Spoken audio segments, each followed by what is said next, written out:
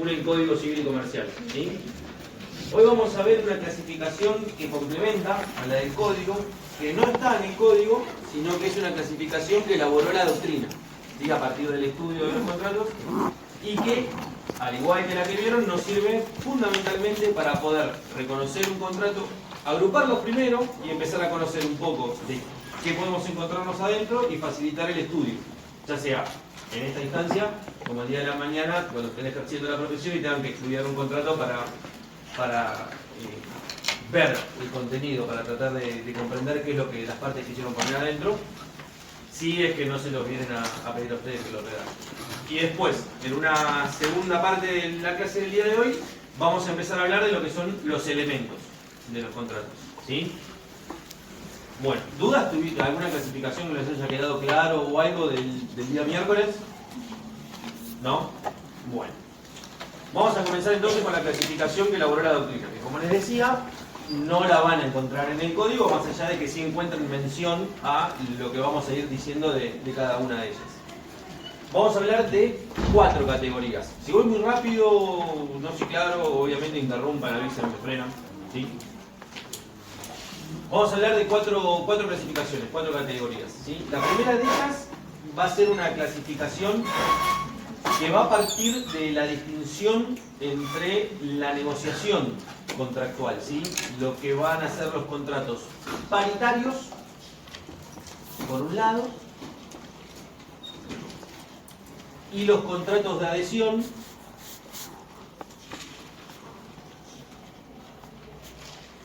o de cláusulas generales predispuestas. Lo pueden llegar a encontrar de cualquiera de las dos maneras, ¿sí?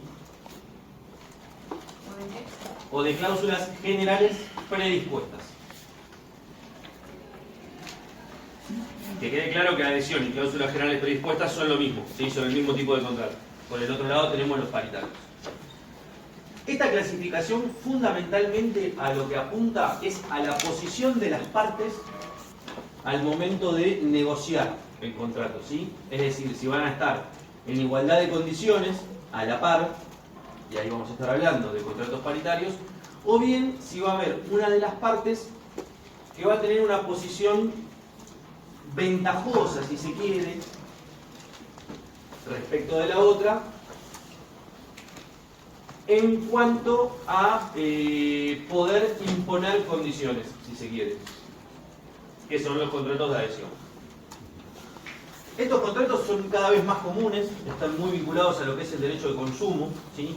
Ustedes han celebrado y celebran a diario contratos de adhesión, tanto como paritarios, ¿sí? Un ejemplo claro de contratos de adhesión, por ejemplo, es contrato de seguro, ¿sí? Contratos bancarios, contrato de tarjeta de crédito, contrato de telefonía, celular, en donde ustedes vieron que los principios generales de materia de contratos hablábamos de lo que es la autonomía de la voluntad, la autonomía de la libertad de las partes, la libertad contractual. Y en este tipo de contratos de adhesión, este principio se encuentra bastante reducido. No desaparece. No desaparece porque es un principio general en materia de derecho contractual. Pero sí lo vamos a tener reducido casi que a la mínima expresión, que es la elección de contratar o no. Pero no va a haber una posibilidad en la parte que adhiere a las cláusulas que impone el otro, o que estipula el otro, mejor dicho, más allá de decir contrato o no contrato. Ustedes, por ejemplo, hablando de un contrato de seguros, pueden elegir con qué compañía asegurar su vehículo, supongan, pueden elegir qué tipo de póliza contratar, pero no van a poder ponerse a negociar, no sé, con Orbis. No, mira, te pago un poquito menos, pero no me cubras si me roban la cubierta. No, la póliza está así, está armada. Ustedes pueden contratar o no. O pueden elegir esa u otra póliza o esa u otra compañía de seguro. Pero no existe la posibilidad de negociar las cláusulas de par a par. Como por ejemplo puede pasar si, supónganse, yo le alquilo el departamento a alguno de ustedes. Entonces podemos llegar a pactar el precio, podemos llegar a pactar la fecha, podemos llegar a pactar el lugar de cobro. Podemos llegar a pactar quién se hace cargo de los servicios y lo negociamos. Lo negociamos y por ahí ustedes tienen 2, 3 departamentos y conmigo celebran el contrato con unas cláusulas determinadas, con Ricardo otras, ¿sí? Producto de cada negociación individual. ¿Por qué? Porque en esas negociaciones estamos a la par, estamos en igualdad de condiciones. Cosa que no sucede en estos contratos de adhesión. Que algo importante que me olvidé decirles, más allá de que son partes, a las partes en estos contratos de adhesión se los suele denominar como predisponente y adherente.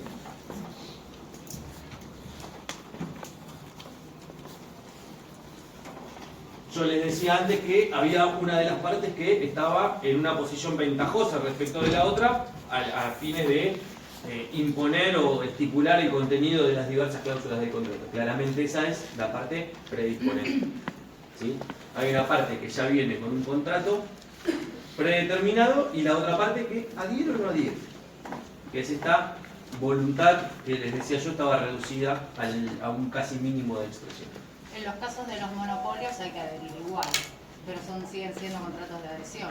Por ejemplo... Hay que adherir igual en la medida que quieras contratar, si no querés no. Bueno, Siempre pero... termina habiendo un mínimo de Bueno, pero si yo no contrato de sur no tengo luz. No, es cierto. Es cierto. Y lo mismo que Metrogas, ¿no?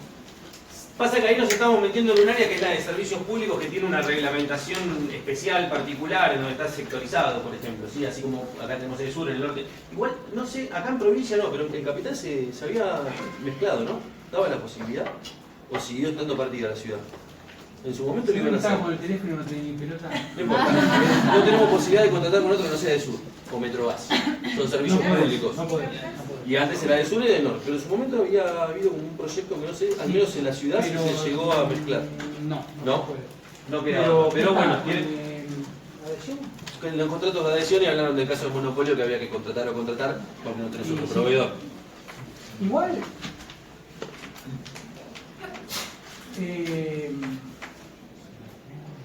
a ver, quizás no solamente un monopolio, pero a veces suele ser un contrato de adhesión una simple compraventa. Se me ocurre pensar, si voy al Jumbo a comprar un paquete de yerba, no voy a negociar ningún precio con nadie. Voy a comprar al valor que le ofrece el Jumbo, ¿no? Se me ocurre, estoy en voz alta. Sí. O adhiero o no adhiero, compro o no compro, pero no lo tomemos en cuenta como un monopolio, porque quizás no lo es. No. Pero tampoco tengo posibilidad de negociar, ¿no? Creo que era justo. Sí, yo pregunté si también eran de adhesión, por más de que uno no... Lo que pasa que Está bien que hay una disparidad o sea, hay una parte que es más ventajosa que la otra, porque es un monopolio. Sí, todo se basa en ver si uno puede equiparar el poder de fuego de cada una de las partes, ¿no? Porque a veces no se puede. Sí. Entonces decía, más que negociar el poder elegir, como dice la compañera, si no tengo del sur no tengo electricidad. No, bueno, ese es el caso del monopolio. Claro. Pero sacando el caso del monopolio, como están hablando sobre contratos de adhesión, ¿no? Y paritarios, que estás hablando de eso, bueno, correcto. yo digo, el contrato de adhesión también es muchas veces, sin ser un monopolio, cuando vos vas y no tenés la posibilidad de negociar nada con otra parte. ¿Compro el valor que dice Jumbo la yerba o no lo compro? Tendré que ir a otro lugar, pero ¿con quién voy a hablar? Con Jumbo. Por nadie. Es esa mínima cuota de libertad que conserva uno en contrato de adhesión. Que no tengo la posibilidad de discutir el contenido de las cláusulas, pero siempre tengo la posibilidad de elegir contrato o no contrato, o contrato con vos o con otro. ¿Sí? Como les decía antes, por ejemplo, las pólizas de seguro. El principio de la libertad contractual, que ustedes ya lo vieron, me imagino, en la clase pasada, es verdad, existe, no es que es una mentira, pero bueno, la verdad que en la práctica uno lo ve medio difícil, porque la verdad es lo que veníamos hablando, ¿no? Muchas veces, salvo yo que es un contrato de locación, bueno, o algún otro contrato de compraventa, donde las partes pueden llegar a negociar, ver la forma de pago, el precio, un poquito más, un poquito menos, que lo pago a 30 días, 60 o en cuotas. Pero después el resto, la verdad que hoy es muy común los contratos por adhesión. Sean monopolio o no sean monopolio. Insisto, lo que no quiere decir echemos tierra a la libertad contractual, ¿no? Existe. ¿Estamos? Bueno, vamos a la siguiente categoría. Voy a entrar en el orden de que estaba hablando del otro día, se lo mismo con esto, ¿no? No voy a administración y disposición. No está ningún artículo, así que No, tú por eso. decirlo como quieras. Vamos a la siguiente categoría, que es aquella que distingue a los contratos según sean contratos de administración o de disposición. Clasificación que seguramente les suene de cuando hayan visto la clasificación de los actos jurídicos en Civil 1, elementos, principios generales, no sé cómo se llamará, pero Civil 1. Los contratos son actos jurídicos bilaterales de contenido patrimonial, con lo cual los contratos de administración y de disposición no escapan a lo que son los actos jurídicos de disposición y de administración. Y básicamente la distinción va a estar en función de la finalidad que tenga las partes al contratar respecto del patrimonio, ¿sí? En los contratos de administración son aquellos que lo que se tiende es a conservar el patrimonio o determinado bien del patrimonio o hacer uso de los frutos del mismo. Ahora le vamos a poner un ejemplo para que quede un poquito más claro por si no le suena el tema de los frutos. Mientras que en los contratos de disposición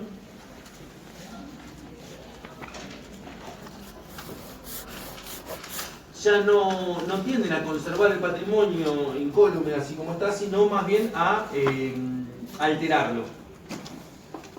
¿Cómo? Que los contratos de administración tienden a conservar el patrimonio, ¿sí? Tal y como está, o a hacer uso de los frutos, de los bienes que forman el patrimonio. Los contratos de disposición tienen una finalidad de alterarlo al patrimonio, ya sea cuantitativa o cualitativamente. Ahora con los ejemplos va a ir quedando un poquito más claro, por decir medio trabalengua. Vamos a los contratos de administración. Dijimos que eran los que tendían a conservar el patrimonio o bien hacer uso de los frutos, ¿sí? Pongamos el caso de que yo tengo un departamento, el cual no habito. Lo tengo ahí, va generando expensas, tiene un costo, hay que mantenerlo igual, hay que pagar servicios o que no los utilice. Si yo pongo ese departamento en alquiler y se lo quiero a cualquiera de ustedes, es un acto de administración, ¿sí? Estoy tendiendo a generar justamente frutos con ese departamento, frutos civiles, que después yo podré utilizar en la conservación del mismo, en mejorarlo, en invertirlo como yo quiera, pero es de administración. El patrimonio no se modifica, sigue estando conformado con ese departamento. En cambio, si yo ese departamento a ustedes se los vendo o lo hipoteco, ya estoy alterando el patrimonio, ¿sí? Por ejemplo, independientemente de que el departamento supóngase que tenga un valor de $100.000 y yo a ustedes se los venda a $80.000, a $100.000 o a $110.000, no importa. Si yo se los vendo a $100.000, el patrimonio queda conformado por el mismo valor, digamos. Pero si se los vendo a 90 se disminuye, a 110 gané. Pero por más que yo se los venda al precio de plaza y el patrimonio ni crezca ni se reduzca, el departamento sale. Entrará el valor en dólares, ¿sí? Ya no voy a tener el departamento y voy a tener $100.000. Cuantitativamente el patrimonio no cambió, pero cualitativamente sí. Yo ese departamento no lo tengo más. Tengo $100.000 en el banco, o en el colchón, pero el departamento no lo tengo más. Dispuse del departamento, ¿sí? Modifico el patrimonio. En el acto de administración lo tiendo a conservar, en el de disposición lo modifico. Y una particularidad que tiene un acto y el otro es que si vemos los actos de administración, yo hoy le puedo alquilar mi departamento al compañero, luego a la compañera, y luego se lo vendo al compañero. El acto de administración permite que a continuación yo siga realizando otros actos de administración. Buenas noches. Por arriba.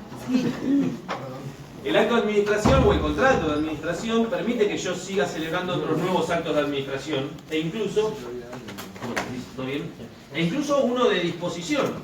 No fue casualidad que yo termine diciendo se lo vendo al compañero.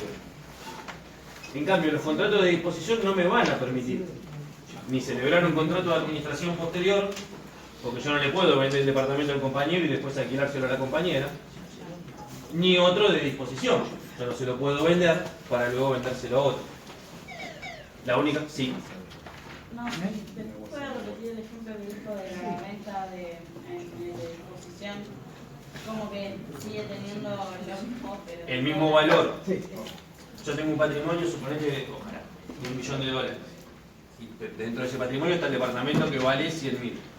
Yo el departamento lo puedo vender a 100.000, que el patrimonio no se modificó cuantitativamente. Yo tenía un departamento que valía 100.000 y ahora tengo 100.000 en billetes o en criptomonedas, no importa. Pero el patrimonio sigue siendo igual. Sin embargo, yo del departamento dispuse. No implica que yo lo pierda, que salga del patrimonio, que el patrimonio se reduzca o se incremente. Sino que lo que importa es que yo de ese bien estoy disponiendo, ese bien como componente del patrimonio. Yo dispongo de él.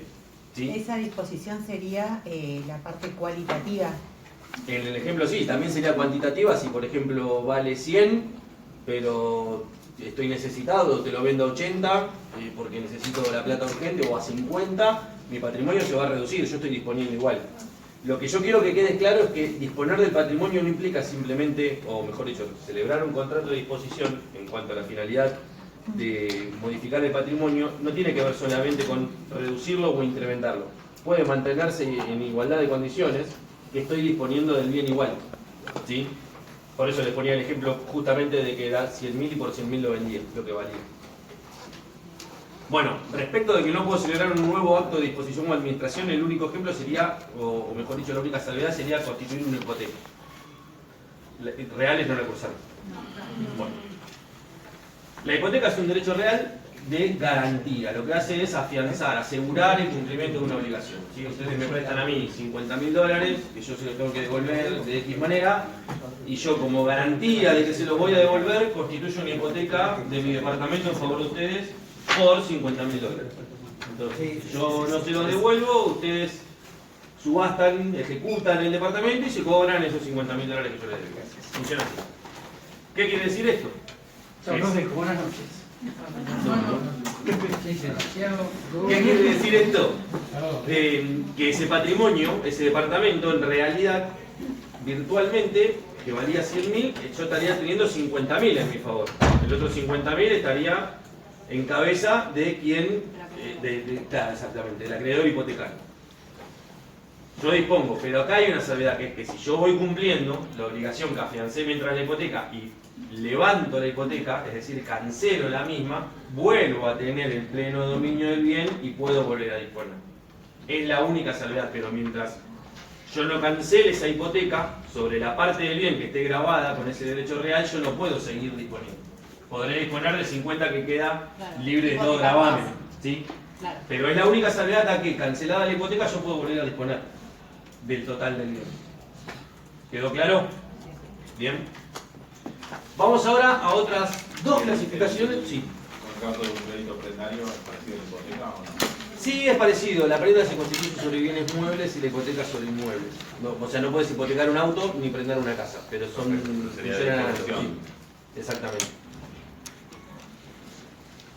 Vamos a otras dos clasificaciones que vamos a tratar juntas, ¿sí? Y que tienen que ver con las prestaciones. Vamos a ir viendo en las clases que vienen, ¿sí? En cuanto al objeto de los contratos, que el contrato es fuente de obligaciones, ¿sí? Es decir, las obligaciones pueden nacer de los contratos, y a su vez las obligaciones tienen un objeto que son las prestaciones. Entonces, si yo celebro un contrato de compra-venta, nacen obligaciones que tienen prestaciones por objeto. Que después veremos si son objeto del contrato también o no, lo vamos a discutir en la clase de objeto. Pero, estas dos clasificaciones que vamos a ver ahora tienen que ver con la ejecución de las prestaciones. Una con la forma y otra con el momento en que se llevan a cabo, en que se ejecutan las prestaciones que emanan del contrato. Por un lado vamos a tener contratos de ejecución inmediata y de ejecución diferida, que tiene que ver con el cuándo. Muy bien. ¿Sí? Y por otro lado, vamos a tener contratos de ejecución instantánea y de ejecución continuada, que en este caso tiene que ver con el cómo. La segunda, La segunda, no me acuerdo que se lo dije, inmediata y diferida, instantánea y continuada. ¿Sí? Ahora lo vamos a ir viendo en ejemplos. Pero son dos clasificaciones que tienen básicamente la misma distinción, una por el lado del cuándo y otra por el lado del cómo. ¿Sí? Llevamos a cabo las prestaciones. Instantánea y diferida, instantánea y continuada, inmediata y diferida. Los contratos de ejecución inmediata son aquellos en los cuales no existe un intervalo de tiempo entre el momento en que celebramos el contrato y en el momento en el cual se ejecutan las prestaciones. Por ejemplo, vamos al bar, compramos un café, lo pagamos y nos dan el café. Es instantáneo.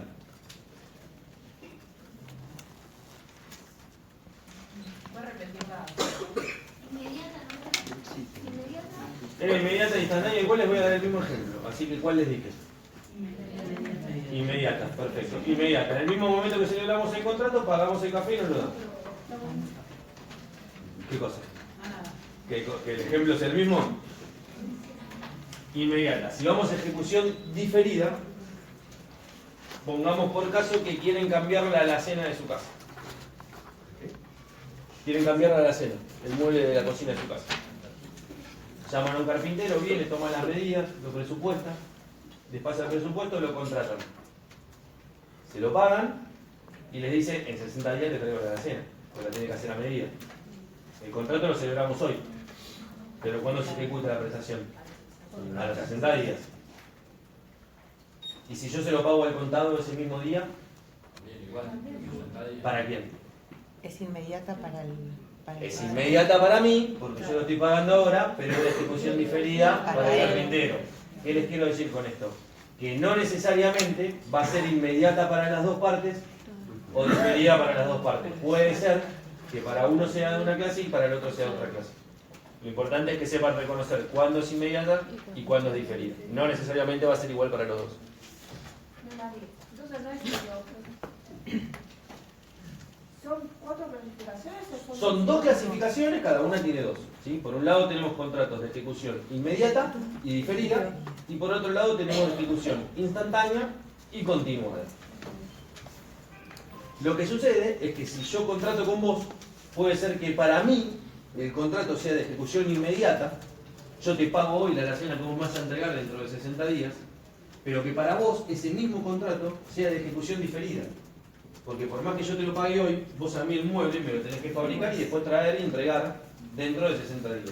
Entonces, yo el contrato lo celebro hoy y te pago hoy, es inmediata. Pero vos el contrato conmigo lo celebrás hoy y tu trabajo, la alacena, me la entregás en 60 días. Es diferido.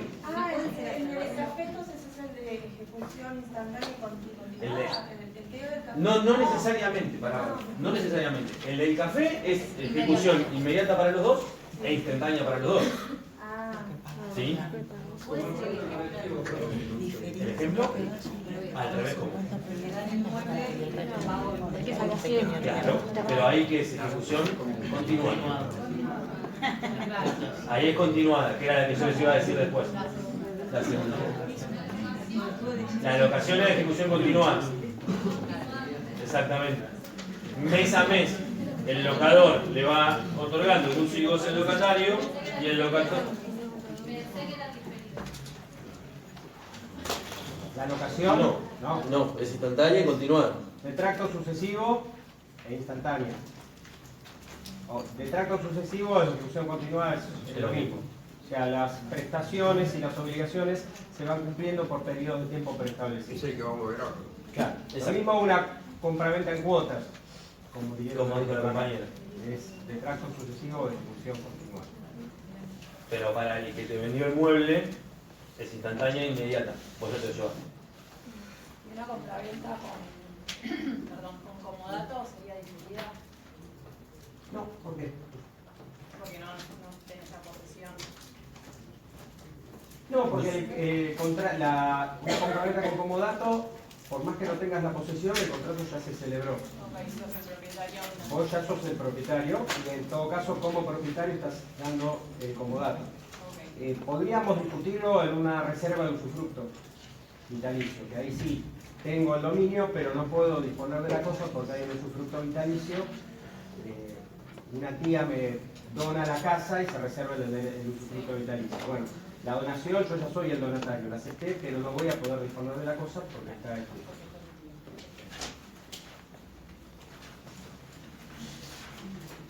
¿Quedó claro el doble juego de estas dos clasificaciones, 4 tipos contractuales? ¿Sí? Y quedó claro que no necesariamente va a ser para las dos partes de igual ejecución. ¿Bien? Cerramos clasificación. Sí. Porque en las últimas dos, usted nos dio ejemplo, pero no contestó. Y usted me pregunta en el parcial, entonces el mismo concepto, ¿no? ¿Qué concepto? De inmediata o... La ejecución inmediata es aquel que no tiene ningún intervalo de tiempo entre la celebración del contrato y la ejecución de las prestaciones. Y ejecución diferida, por el contrario, que por ahí si lo omití, es cuando sí hay un intervalo de tiempo entre la celebración y la ejecución de la prestación. Instantánea y continuada. E instantánea tiene que ver con el cómo. Se agota la prestación, esto sí no lo dije, tenés razón, perdón. Se agota en los contratos de ejecución instantánea, en un único instante se agota la prestación. ¿Sí? Cumplo con la prestación y me libero de la obligación en un único instante, en un momento. ¿Sí? Te entregué el café, te pagué el mueble, te entregué el lavarropa que compré en Garbarino, no sé. ¿Sí? Sacar un boleto colectivo. Exacto, sí, exactamente. Todo lo que vos cumplas en un único instante, en un momento, con la prestación a tu cargo. En cambio, en los contratos de ejecución continuada, no, vos vas cumpliendo no es un periodo, no me sale la palabra. En distintos momentos. Sí, en distintos espacios de momentos tiempo predeterminados. Podemos sacar a los cuotas. Fraccionando en el tiempo, perfecto, gracias. Eso es lo que quería hacer. Vamos a sacar a los cuotas. Exactamente, exactamente. ¿Quedó un poquito más claro? ¿Quedó claro? ¿Seguro? Esta clasificación de la doctrina, salvo principales accesorios, te lo dije, ¿no? Principales accesorios. No, principales accesorios no se lo digo. No sirve para nada. Liliana se enoja, me putea cuando yo digo esto, lo vengo diciendo hace 25 años, 30 que estoy con ella, porque la clasificación que importa es la del Código Civil, porque a partir de ahí establecemos cuáles son los efectos. Ella sostiene que sí, que es importante, porque entonces en la imprevisión, cuando habla de los contratos de ejecución continuada, ustedes nos hablarían, bueno, yo sostengo que no sirve para nada. Yo no la pregunto, no la incluyo en las preguntas de examen, pero desde que yo digo que no sirve para nada, ella sí la escucha. Lo toma. Claro, no tiene que saber, porque, bueno, esta es la primera clase que tenemos, pero las preguntas del primer parcial que es escrito siempre las hago yo, para los dos temas. Y se las mando a ella para revisión. Jamás incluyo clasificación de la doctrina, pero en los últimos 2 o 3 parciales, no, en el escrito. En los últimos 2 o 3 parciales, ella no las incluye ella. El examen es el 18 a la tarde, a la mañana ya le mandé las preguntas, digo fíjate y siempre alguna, porque arranco el parcial por ahí con clasificación del código, bilaterales y unilaterales, onerosos y gratuitos o conmutativos y dilatorios, depende. Entonces ella por ahí saca alguno de esos pares y incluye la clasificación de la doctrina. Que insisto, no sirve para nada, pero a ella le gusta tomar. Esto es como decir, bueno, mirá, esto no toma. Principales accesorios. Es otra clasificación. Es otra clasificación que hace la doctrina. Perdón que termino dando la espalda, pero miro por un lado y le doy la espalda a la otra mitad. En estas circunstancias. La doctrina denomina contratos principales aquellos contratos que para su nacimiento y ejecución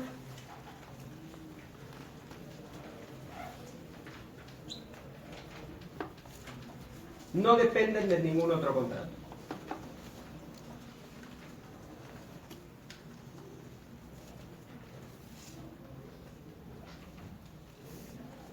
O sea, son autónomos.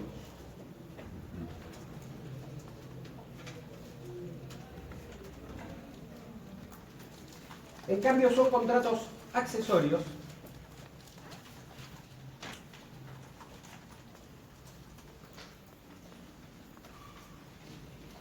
aquellos que para su nacimiento y ejecución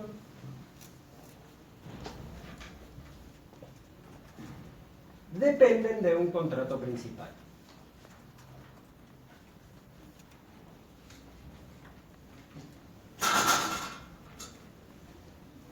Por ejemplo, el ejemplo que damos siempre, que es el que más gráfico les va a salir a ustedes.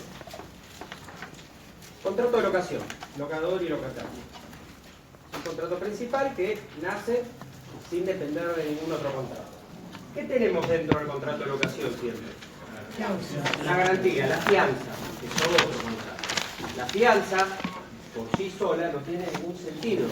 Nadie va a celebrar una fianza sin que exista un contrato principal que esté afianzado. En cambio, una locación, ¿puede haber una locación sin fianza? Sí. ¿Puede haber una fianza sin una locación? No. Una compraventa, donde alguien le sale pagándose el precio en cuotas, donde un tercero le sale como garante o fiador al comprador. Bueno, la compraventa es el contrato principal, la fianza es el accesorio. Y la consecuencia jurídica de esto es que, extinguido el contrato principal, el accesorio se extingue también. Lo principal, lo accesorio sigue la suerte de lo principal. Si el principal es nulo, el accesorio también lo será. Si el principal se extingue, el accesorio también se extinguirá. Después veremos que hay otros efectos cuando estudiamos la fianza. Por ejemplo, que hay relación entre fiador y deudor, entre el fiador y el acreedor, pero la fianza como contrato accesorio o cualquier contrato accesorio, extinguido el principal, se extingue también. ¿Puede haber situaciones en que el accesorio se extinga antes que la principal? Sí, por supuesto. Sí, sí. Pero no a la inversa. No se va a extinguir el principal y después el accesorio. A lo sumo se extinguirán en el mismo momento. ¿Por qué este segundo contrato no tendría razón de ser sin el contrato principal? Bueno, ¿qué dice? Administración y disposición. Administración y disposición, paritarios y adhesión. Sí, sí, hay, depende del apunte o del lugar que lean, hay otras clasificaciones, pero con que sepan estas, es más, si Liana pregunta, va a preguntar los que habló recién Ezequiel: ejecución inmediata, ejecución diferida, ejecución instantánea, ejecución continuada. Y vieron que siempre se preguntan por pares, como están en el Código Civil. El Código está bilaterales y unilaterales. Acá en la doctrina también los clasifica de la misma. Si hubiese venido Gabriel, el doctor Counio, les hubiese dado 5 o 6 clasificaciones más. Si no estaba yo, porque yo no lo dejo porque tardé mucho. Bueno, ¿alguna duda? ¿No? Bueno. ¿Se le da los elementos? Dale. ¿Cómo? Dale, ¿Por sí, lo dale. general? No, 35 años que hablando de esto. No, dale vos. Bueno, vamos a hablar de los elementos, entonces, ahora de los contratos. Y acá vamos a hablar de 3 tipos de elementos. ¿Sí? Dale. En primer lugar, vamos a hablar de lo que son los elementos esenciales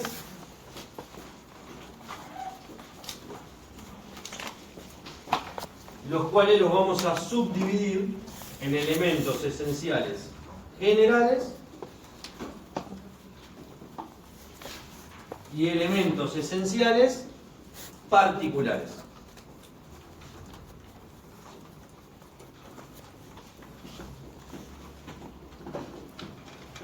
Una vez que desarrollemos los elementos esenciales, vamos a hablar de elementos naturales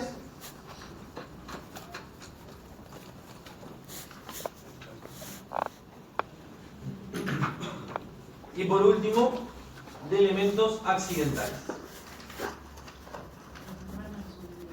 No, solo los primeros, solo los esenciales. ¿Sí? Entonces vamos a tener esenciales generales, esenciales particulares, naturales y accidentes. Yo voy escribiendo, vos hacerlo. Dale. Vamos entonces primero con los elementos esenciales generales. ¿Qué son los elementos esenciales?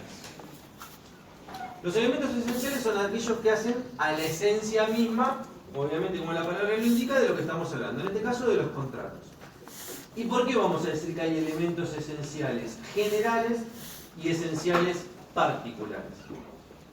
Porque los elementos esenciales generales van a ser a la esencia de los contratos, es decir, de todos los contratos.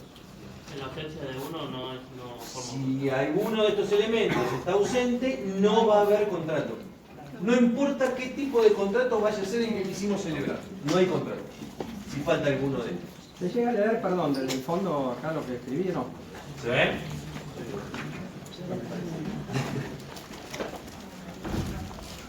Por otro lado, después ahora lo vamos a desarrollar, pero por otro lado, cuando hablamos de los esenciales particulares, tiene que ver con cada contrato en particular. ¿Sí? Van a variar según de qué contrato estemos hablando. Entonces, podríamos decir que los elementos esenciales generales son aquellos que cuando están reunidos hacen que un determinado acto jurídico sea un contrato y no otro acto jurídico. Que sea una compraventa y no un testamento, por ejemplo, porque no habría consentimiento. En el testamento no. Hacen que un determinado acto jurídico sea un contrato y no otra cosa, y no otro acto jurídico. Si alguno falla, no vamos a tener un contrato. Habrá otra cosa o no habrá nada, pero no va a haber contrato. ¿Sí? Mientras que escribe de nuevo, lo que pasa que había escrito. ¿No se ve rojo? No, no veo rojo, no. ¿Y a mí más a revolearlo? ¡Isa! Gracias. No sé. Quiero una cosa. ¿Esto puede ser que lo diferencie entre la convención jurídica y el contrato? Y a ver, la convención jurídica no tiene carácter patrimonial. ¿Sí? Y el carácter patrimonial va a estar vinculado a la causa, que es uno de los elementos esenciales. Así que la finalidad que van a tener las partes para contratar. Entonces dijimos que los elementos... ¿Quedó claro? Sí. Dijimos que los elementos esenciales generales son aquellos que van a, al estar presentes, van a hacer que estemos ante un contrato y no ante otra cosa. Y antes de desarrollarlos y enunciarlos, porque después los vamos a tratar en una clase particular, los elementos esenciales particulares son los que van a hacer que ya estando ante un contrato, estemos ante un determinado tipo de contrato y no otro. ¿Sí? Por ejemplo, que estemos ante una compraventa y no ante una permuta. O que estemos ante una locación y no ante una donación. Estos elementos esenciales particulares, en la segunda mitad de la materia, cuando vayamos tratando cada uno de los contratos en particular, vamos a ir viendo cuáles son los elementos esenciales particulares que distinguen o que identifican al contrato que estemos estudiando. ¿Cuáles son los elementos esenciales generales? No, vamos a hacer al revés, perdón, vamos a cerrar esto. ¿Cuáles son los elementos esenciales particulares? Entonces, los que hacen que estemos ante un determinado contrato y no otro. Por ejemplo, si estamos hablando de que en un contrato hay un precio y una cosa, vamos a estar ante una compraventa y no ante una permuta. Si es cosa, cosa. Si es cosa, cosa, vamos a estar ante una permuta y no ante una locación. Si por un lado hay uso y goce y por el otro lado hay un precio, vamos a estar ante una locación. Guarda también. Guarda. No. La guardan en el depósito en todo caso. Sí, pero no en la locación. Okay. La locación es el uso y goce. Profe, Bien. no entendí la diferencia entre los generales y particulares. O sea, era como, básicamente entendí lo mismo, por eso. No, Siento es que no así. entendí. Los elementos esenciales generales son los que al estar presentes hacen que estemos ante un contrato X, random, cualquier contrato. Ajá. No importa que sea una compraventa, una donación, una locación, consentimiento, objeto y causa, que ahora después lo vamos a ampliar y vamos a decir que para algunos autores puede haber otros, pero consentimiento, objeto y causa va a estar en cualquier tipo de contrato. Sí. ¿Sí? Si no está alguno, no hay un contrato, habrá otra cosa, otro acto jurídico, habrá lo que sea, pero no va a haber un contrato.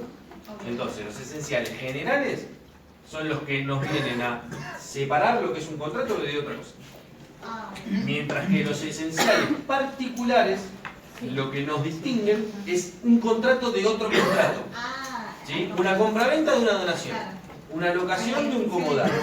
Pero acá, exacto. Y lo otro es entre un contrato y un acto jurídico. X u otra cosa. O la nada, no importa. ¿Sí? Todos van a tener estos tres. Exacto. Todos los contratos que vayamos a estudiar. Consentimiento, objeto y causa. No va a faltar ninguno. Ahora, en una compraventa, además de consentimiento, objeto y causa, tenemos cosa y precio. Que no la tenemos, por ejemplo, en la permuta. Que tenemos solo cosa. Que no lo tenemos el precio, por ejemplo, en el comodato. Tenemos la cosa, pero no tenemos el precio porque el comodato es gratuito. O sea, estos están en todos. Los otros son de cada contrato en particular. ¿Quedó claro? Sí. Bueno. Ahora volvemos un poquitito a los esenciales generales. Como enunciamos recién y tienen ahí anotado, son consentimiento, objeto y causa. ¿Hay una salvedad? Sí. Disculpa, yo tenía entendido que los elementos del contrato eran consentimiento, capacidad, objeto y forma. ¿Y esta división qué sería? Ahora vamos a hablar de la capacidad y la forma, sí. Pero para nosotros los elementos son consentimiento, objeto y causa. ¿Sí? El consentimiento lo vamos a ver la semana que viene. No, el miércoles ya no. Claro, la clase que viene, quise decir el miércoles, es verdad, el miércoles, perdón. El miércoles vamos a ver consentimiento, la semana que viene objeto. Y en cuanto a la causa no tiene clase particular. La causa no la vamos a ver, pero tiene que ver con eso. ¿No? Exacto. Exacto, pero tiene que ver con esta finalidad patrimonial del contrato. ¿Sí? Ahora, recuerden que Diana el otro día les había dicho el lunes pasado que si van a distintas bibliografías, que no tenemos un libro de cabecera porque hay distintos criterios que los pueden confundir, vamos a hablar de capacidad y de forma. Hay autores que dicen que la capacidad y la forma son elementos esenciales del contrato. Pero nosotros entendemos que no. Vamos primero a la capacidad. ¿Por qué decimos que la capacidad no es un elemento esencial del contrato? Porque entendemos a la capacidad como un presupuesto de validez del consentimiento. ¿Qué quiere decir esto? Que el elemento esencial para nosotros es el consentimiento. Solo que el consentimiento no puede ser válido, no puede ser dado, si no es dado por persona capaz. ¿Se entiende? Entonces, poner a la capacidad a la par del consentimiento es cuanto menos redundante, porque tiene que estar antes, no puede haber consentimiento sin capacidad. No se puede escindir uno del otro. Por eso es que entendemos que la capacidad es un presupuesto del consentimiento y no un elemento esencial por sí mismo. ¿Se entiende? Esa es la diferencia que hacemos, pero bueno, hay autores que ponen a la capacidad a la par del consentimiento, del objeto, de la causa. Borda lo trata como un elemento, uno más.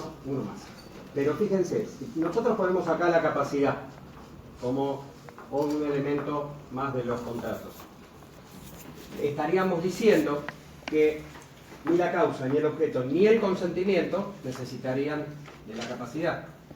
La capacidad en realidad está implícita, está incluida dentro del consentimiento. No podría existir el consentimiento si no hubiese capacidad entre las partes.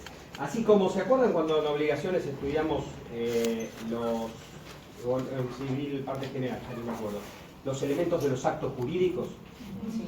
Que eran sujeto, objeto y causa. Acá el sujeto no lo ponemos porque también ya está implícito en el consentimiento, que es el que prestan los objetos.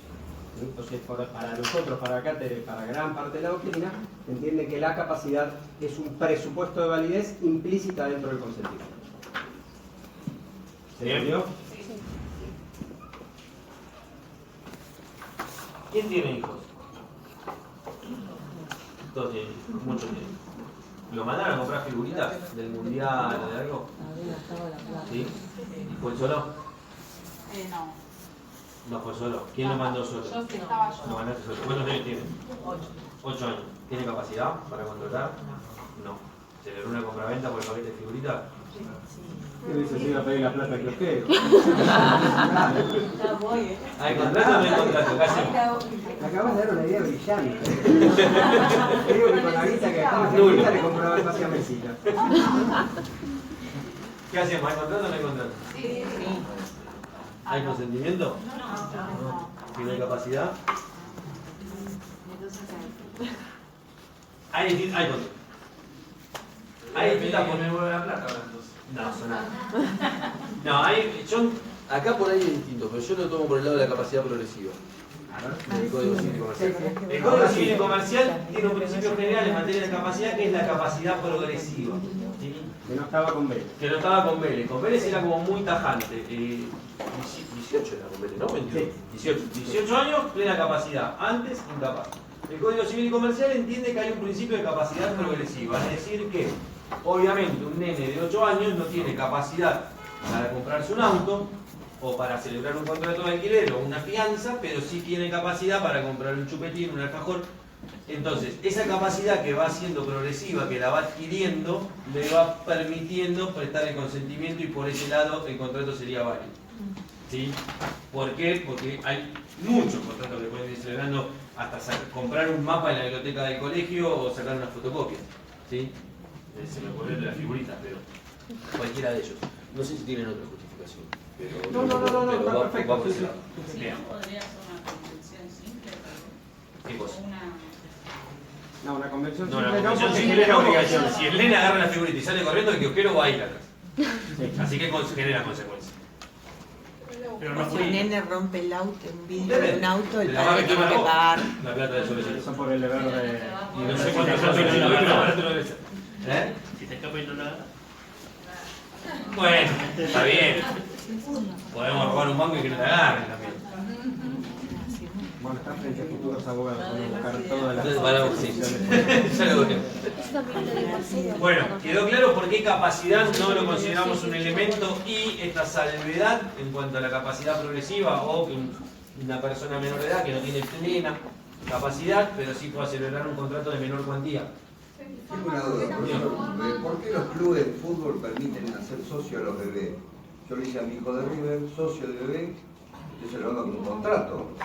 Hace años, ¿no? Tú hiciste socio de River a tu hijo. A mi hijo.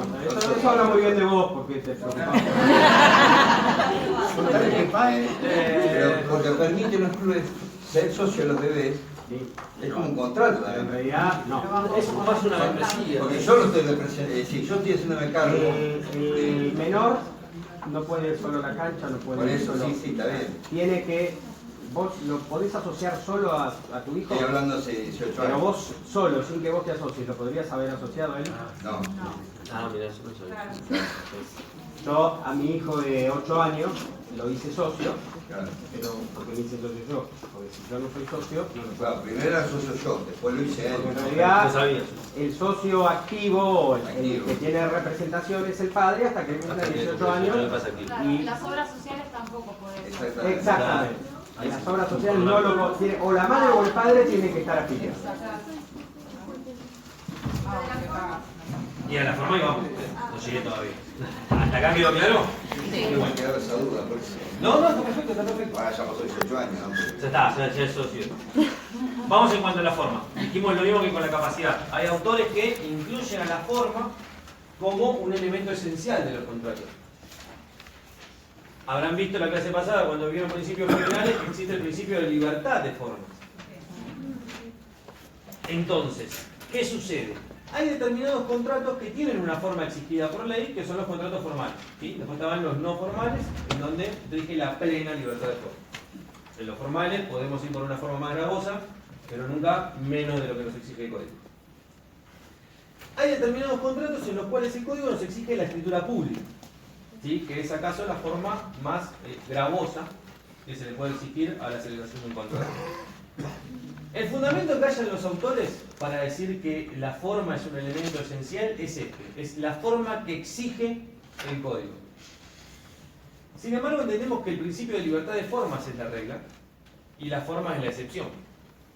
Y si vamos a la escritura pública, son solo 3 supuestos, que los vamos a ir viendo después, en los cuales el código exige la escritura pública como forma, como requisito de validez o de existencia del contrato, que son las relaciones de bienes y los contratos de prestaciones periódicas vitales.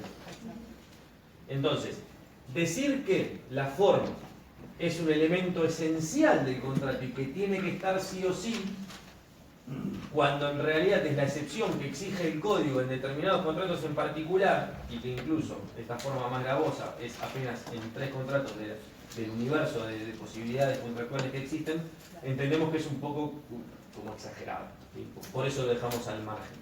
Por eso la forma no la tomamos como un elemento esencial. Sobre todo De porque hecho, hay contratos que son no formales, y los podemos, como el comodato, por ejemplo, que podemos hacer verbalmente. Esto no, si la forma fuese un elemento esencial de los contratos, no podría existir esa posibilidad. ¿Quedó clara la forma? Entonces, ¿cuáles son los elementos esenciales generales? Consentimiento, objeto y causa. ¿Bien? El consentimiento lo vamos a ver el miércoles, lo van a ver el miércoles que viene. Una jugada maestra cuando tocaba a mí, jugar River. Tenía 2 opciones, cortaba la clase en el 9 o 10 o veníamos. Objeto lo van a ver seguramente con la doctora Lombardo, porque ella tiene una postura muy particular en varias cosas, y esto también, que dice que el contrato no tiene objeto, sino que el objeto son las prestaciones que nacen de las obligaciones. Bueno, esto es una teoría francesa. Pero la pusimos acá. Pero ustedes tienen que decir que el contrato tiene objeto porque la mayor parte de la doctrina lo dice, y ella también lo acepta de esa manera. Ella, el día que venga a darles objeto, les explicará por qué para ella y para esta corriente doctrinaria el contrato no tiene objeto. Y la causa, que posiblemente esté en el programa, pero está dentro de los temas que no damos y por supuesto tampoco tomamos. ¿Por qué?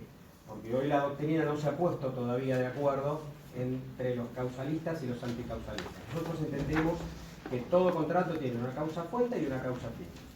Pero la doctrina no es pacífica con esto, entonces directamente es un tema que no damos hacia arriba. Las teorías causalistas, ¿no? No las tomamos ni no las damos ni las tomamos.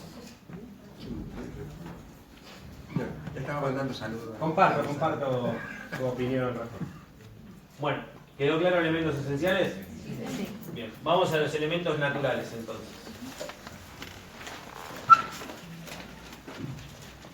Cuando hablamos de elementos naturales, vamos a estar hablando de elementos que hacen a la naturaleza misma del contrato. ¿Sí? Nunca es azaroso el término en cuanto a esenciales, naturales o accidentales. ¿Qué queremos decir con que hacen a la naturaleza del contrato? Que son elementos que van a estar íncitos en el contrato mismo. Y por lo tanto no requieren que las partes los incluyan expresamente. Ahora lo vamos a ir aclarando, pero están en el contrato, aunque sea de manera invisible, ¿sí? Aunque no esté en ninguna cláusula estipulada su existencia, estos elementos están. ¿Por qué? Porque son naturales. Vamos a ponerlo en ejemplos. Vieron el otro día la clasificación entre contratos gratuitos y onerosos, ¿sí? Hay elementos naturales de los contratos onerosos, ¿sí? Que tienen que ver con, lo vamos a ver más adelante, lo que es la obligación de saneamiento, que conlleva 2 garantías, ¿sí? Que da el vendedor, que tienen que ver con la evicción o con los vicios ocultos. A grandes rasgos, ¿sí? Lo que significa esto es que si yo a ustedes les vendo algo que después resulta que no era mío, es decir, que hay alguien que reclama un mejor derecho, esa es la evicción. O si yo les vendo una casa, que hoy, bueno, justamente no es el mejor ejemplo, pero supónganse que estamos en un día soleado hermoso, y así estamos durante un mes, de repente llueve y es una catarata al techo, ustedes no lo podían haber sabido hasta que no llovió, eso es un vicio oculto. Entonces, si yo a ustedes les vendo algo que tiene algún defecto de derecho, o de hecho, alguien con un mejor derecho, o un vicio oculto, que ustedes no pudieron apreciar al momento de la venta, y luego aparece, ustedes me lo reclaman y yo tengo la obligación de sanearles el daño que eso les está causando. ¿Sí? Esa es la obligación de saneamiento que comprende estas 2 garantías. es una clase, no importa. A lo que voy es, esta obligación de saneamiento es un elemento natural de los contratos onerosos. Entonces, si yo a ustedes les vendo mi auto, les vendo mi casa, y no lo ponemos, la obligación de sanear ante un vicio o una evicción, es decir, que ustedes se vean vencidos cuando les reclame a alguien un mejor derecho de que yo le transmití, yo la tengo, aunque no la hayamos puesto. ¿De acuerdo? Por eso es natural. Y no es natural de todos los contratos, es natural de un tipo de contrato. Si yo a ustedes la casa, en lugar de vendérsela, se las dono, donación pura y simple, no hay obligación, de sanear. No hay obligación de sanear. ¿Sí? Porque ustedes, digamos, fue todo beneficio para ustedes. No hay daño que yo les pueda sanear. Ahora, estos elementos naturales están, aunque las partes no los pongan, lo que pueden hacer las partes es sacarlos o morigerarlos. Por ejemplo, yo les debo la obligación de saneamiento, pero hasta 2 millones de pesos. Si el arreglo del techo sale 3, yo les reconozco 2. 1 lo tendrán que soportar ustedes. Si sale 1,5 millones, es como si nada, porque bueno, estaba cubierto más. Pero ¿a qué vamos? El elemento natural está, aunque no lo pongamos. Después las partes lo pueden sacar o reducir. ¿Sí? Pero si no lo ponen, está. ¿Puede repetir el ejemplo? En cuanto a qué es la obligación de saneamiento o lo de morigerarlo. Sí, puede los dos, mejor. Dale. La obligación de saneamiento tiene que ver con, si yo te vendo algo a vos, sanearte, ¿sí? Repararte el daño que yo te pueda ocasionar por, ya sea un defecto de derecho o de hecho. Yo te vendo una casa que después resulta que no era mía, porque yo la estaba alquilando, va a venir el verdadero propietario y te va a decir, no, dame la casa porque esa casa es mía. Ahí estaríamos ante una garantía de evicción que es debida por mí, porque estamos hablando de un defecto de derecho. Yo te vendí un derecho mejor que el que yo tenía. Yo te transmití, mejor dicho, un derecho mejor que el que yo tenía. Yo te vendí cuando yo no era mío. Más allá de la venta de cosas ajenas, pero no importa. Por el otro lado tenemos los vicios ocultos. Yo te vendo la casa, que sí es mía y está perfecta, y el techo está todo recién pintadito, y hay un día soleado hermoso, igual que mañana, pasado, la semana que viene, pero el mes que viene llega un temporal y a vos se te inunda todo. Ese techo tenía 1 millón de fugas que vos no lo podrías haber sabido hasta que no lloviera. Eso es un vicio oculto. El vicio estaba cuando vos la compraste la casa, el techo ya estaba hecho pomada, pero vos hasta que no llovió no te diste cuenta.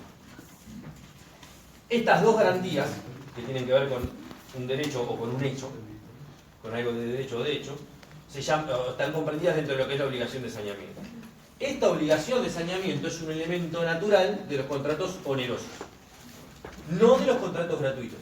Es natural de un tipo de contrato, que es oneroso, ¿sí? Es decir, que si estamos celebrando un contrato oneroso, aunque nosotros no lo pongamos, yo te la debo la garantía. El vendedor, ¿no? Obviamente yo soy el que te vende. Esta garantía es debida aunque no la pongamos, las partes. Las partes lo que pueden hacer es sacarla, si quieren, de manera expresa, o reducirla hasta un determinado monto. Pero si no dicen nada, está, porque es un elemento natural. ¿Quedó claro? Sí. Si ustedes vieron alguna vez alguna escritura, traslativa de dominio que hacen los escribanos, hay algunos escribanos que las hacen sin mencionarlo, pero hay otros que no es de buena técnica jurídica, pero hacen igual. Ponen, el vendedor se obliga a responder por la evicción y los vicios redditorios que el comprador pudiese sufrir. Y si no lo pone, ¿no? No, si no lo pone también, porque la compraventa es un contrato oneroso, con lo cual no necesitamos pactarlo en forma expresa. Sí, como les dijo recién Ezequiel, si queremos ponemos una cláusula para excluirlos. Pero si no decimos nada, están. Cuando los necesitamos, los utilizamos. Hay un montón. Por eso yo les decía recién, la clasificación del código sí importa, porque para saber si un contrato es oneroso o gratuito, por ejemplo, vamos a saber qué institutos se aplican a cada contrato oneroso o a cada contrato gratuito. En la de la doctrina no encontramos esto. Pero, bueno, sí.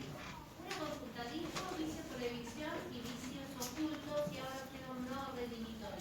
Bueno, ya cuando lleguemos vamos a ver. Este código no lo hacía Vélez. Este código distingue lo que son los vicios ocultos de los vicios redditorios. El vicio oculto es aquel que no puede percibirse, esto es de otra clase, pero ya que me lo preguntaste lo contesto. El vicio oculto es aquel que no puede percibirse al momento de la enajenación o de la entrega de la cosa, que se manifiesta con posterioridad, pero que no afecta a su estructura. No la torna impropia para el uso que fue adquirida. Por ejemplo, el ejemplo que dio Ezequiel, compró la casa y la casa está toda pintadita y a los 3 meses se me descascara toda la pintura de las paredes. Yo no pude advertir que era la pintura de mala calidad o que estaba mal pintada. ¿Yo puedo vivir en una casa que esté despintada? Puedo, pero es un vicio oculto por el cual el enajenante debería responder. El redivitorio es más grave, afecta estructuralmente la cosa, la torna impropia para el uso que fue adquirida. Entonces, esa misma casa que yo compré, a los 3 meses, 4 meses, se cede el techo o empieza a haber rajaduras porque los cimientos se están cediendo. Hay un grave peligro de derrumbe. ¿Puedo vivir en una casa que se me va a caer el techo en la cabeza? No. Entonces eso es un vicio redivitorio, que torna la cosa impropia para el uso que fue adquirida y que el adquirente, haberlo conocido, hubiese pagado menos o directamente no lo hubiese adquirido. Bien. ¿El reclamo con respecto a lo que estábamos hablando tiene alguna prescripción o...? Sí, sí tiene, pero ya lo vamos a ver después. Quédense con lo que son los elementos naturales hoy. Sí, ya lo van a ver, son 3 años para los bienes inmuebles. Es una clase. Y 6 meses para los bienes muebles, pero hay que ver desde cuándo, que la cosa está en funcionamiento. Es una clase de 3 horas y son temas que seguramente van a estar en el paciente.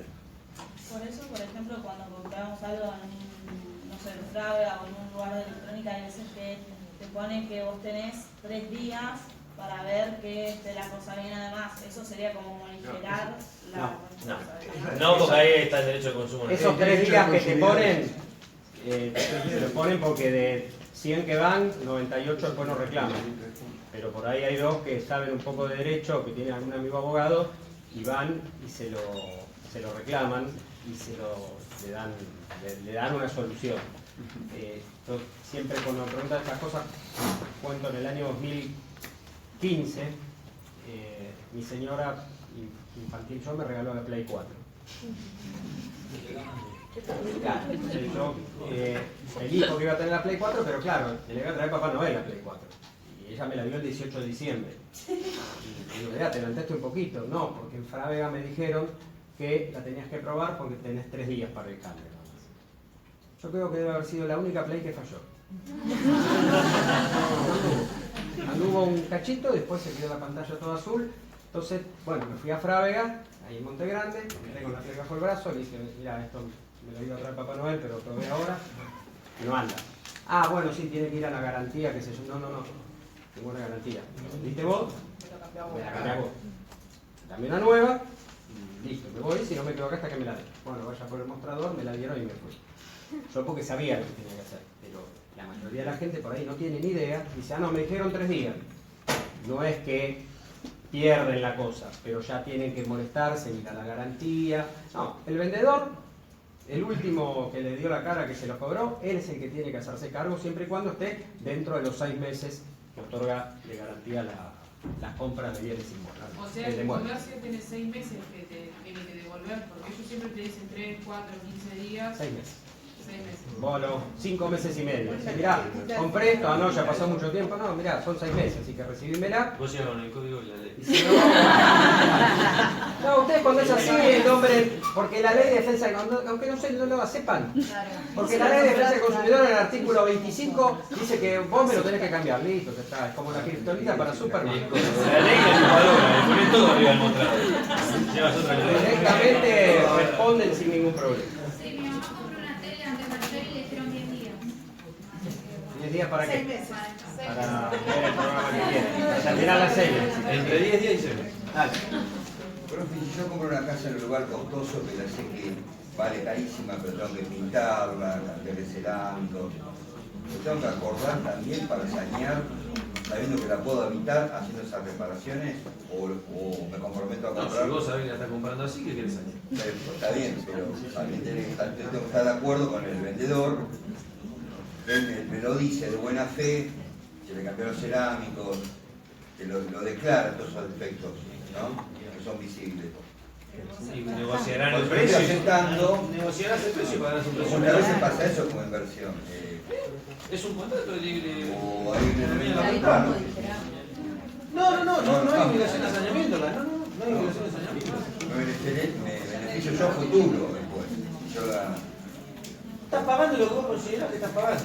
Lo que vos querés pagar, lo que quiere vender, negocian, pactan el precio. Yo puedo comprar un auto que esté espectacular, puedo comprar un auto que lo voy a usar para repuesto. ¿Puedo revenderlo? Obvio. Es otra cosa. Es otra cosa. Las compras digitales ahora que uno compra todo vía web, ¿pasa lo mismo con el tema de...? ¿De las garantías? Sí. Sí, no importa el medio. La única diferencia del plazo que hay es para bienes muebles o inmuebles, bienes nuevos usados. No, está bien, no. Pero para que, por si está por comprar en estos diarios por internet. No, le puse un ejemplo. Le puse un ejemplo. Obligación sería de saneamiento. Obligación de saneamiento que comprende estas dos garantías. Es un ejemplo. Mirá, tenés garantía de evicción, garantía para vicio revitorio, teoría de la imprevisión, pacto comisorio tácito. Hay un montón que vamos a ir viendo a medida que son institutos que están implícitos dependiendo qué tipo de contrato sea. Bilateral, oneroso, gratuito. Bueno, ¿alguna duda más de elementos naturales? Vamos a los accidentales.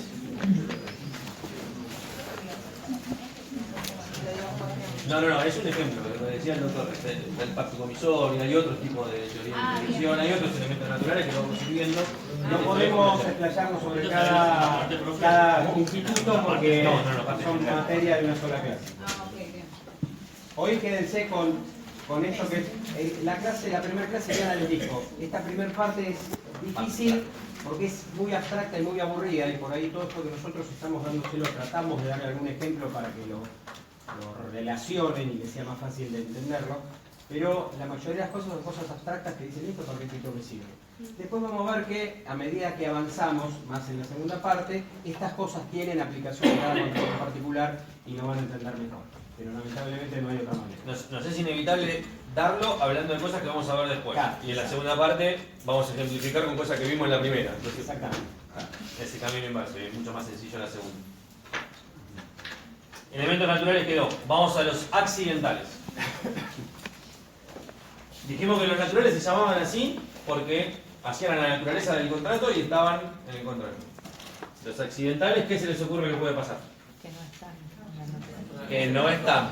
Y que están por accidente.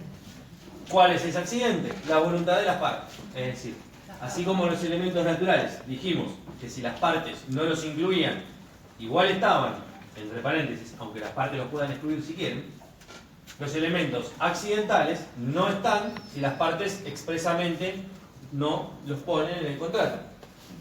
¿Sí? Si nada dicen las partes, estos elementos no están. Ahora, por accidente no en el sentido de que lo pongan sin querer, sino de que sea adrede, ¿no? Obviamente, pero por accidente pueden formar parte del contrato. ¿Por qué? Porque las partes así lo pactan. Y yo antes les hablaba de esta obligación de saneamiento, que hablamos de la garantía de evicción y por vicios ocultos, y les dije que era un elemento natural de qué tipo de contratos. Onerosos.